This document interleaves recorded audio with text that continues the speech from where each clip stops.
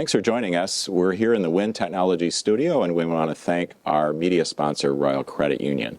Our guest in this segment is Representative Clint Moses. He's the Republican candidate in the Assembly for the 92nd Districts. Thanks for joining us this morning. Yeah, thank you, Scott. I'm glad to be here. Super awesome experience and great time to actually meet voters. So, all right. Well, let's meet you first. And before we talk about the legislature, who is Clint Moses, and what should people know? Boy, I got to shorten this up quite a bit. I'm born and raised, obviously, in the Chippewa Valley. I've been a Menominee resident my entire life, other than when I was in Minnesota for graduate school. I am married to my wife, Dr. Nora, who also happens to be a chiropractor, and we have 4 daughters. Our oldest is actually expecting our first grandchild any moment, and our youngest is 10 years old. So we have a very busy life at home. We also have a small farm with beef and sheep. So we stay busy all the time. I served on a lot of local community boards in Dunn County primarily, obviously running for my 3rd time in the state legislature. All right, so that's part of being busy too. So why are you running for election again to the legislature? Well, I just have a lot to offer our community. Obviously, I deeply care about the Chippewa Valley. Currently, and in my previous district, I also represent the St. Croix Valley, so I kind of split between. I'm excited now to be able to just focus really on the Chippewa Valley, Menominee, Chippewa Falls, and Eau Claire.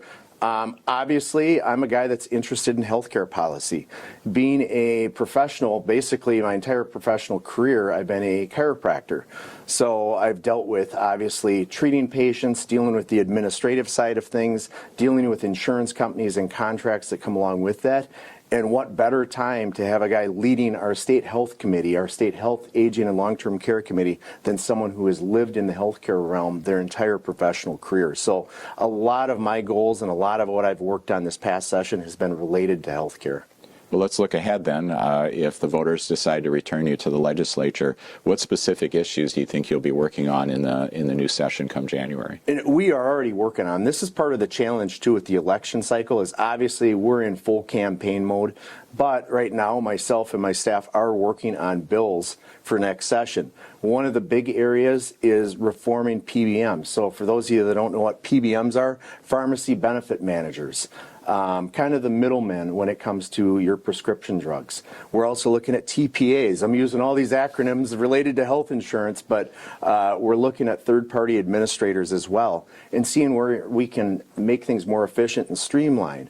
Also, I'm proud to say that I have supported and actually written budget requests for increase for reimbursement for Medicaid, both of my last 2 sessions. So, of course, those increases have not kept up with what's out there for inflationary costs, staffing costs for anywhere from our hospitals, our dental clinics, even chiropractic offices.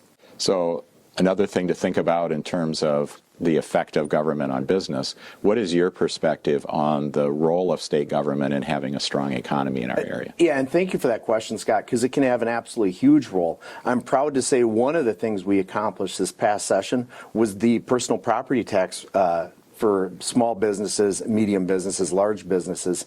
This is something that has bothered me since day one, and I've been in small business actually since the age of 16. Actually, I started my first lawn mowing landscape business, but it's one of those unnecessary taxes, burdensome for especially your smaller employers to fill out, that form and report it. So we did repeal that. The governor did sign that. So I'm proud to say, there's a lot of things that we have gotten done. A lot of times in the media, you see the bipartisan or the nonpartisan back and forth clashes that occur. And I'm proud to say that I actually have gotten some bills signed by the governor. All right. Well, thanks for joining us, Clint, and we're going to encourage everybody to be informed for the election and be sure to exercise your right to vote on November 5th.